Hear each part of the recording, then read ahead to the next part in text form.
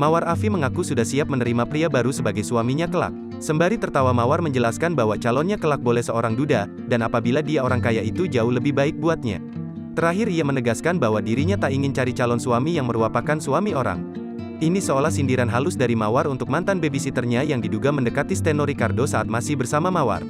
Single, duren, duda keren, nggak apa-apa, kaya yang nggak usah ditanya, siapa yang nggak mau, ujar Mawar Afi dikutip tribunnews.com dari Rumpi, Jumat, tanggal 1 April tahun 2022. Ya yang penting jangan suami orang, ucapnya sembari tertawa. Lebih spesifik lagi, Mawar ingin punya suami yang usianya jauh lebih tua darinya agar bisa lebih dibimbing selama berumah tangga.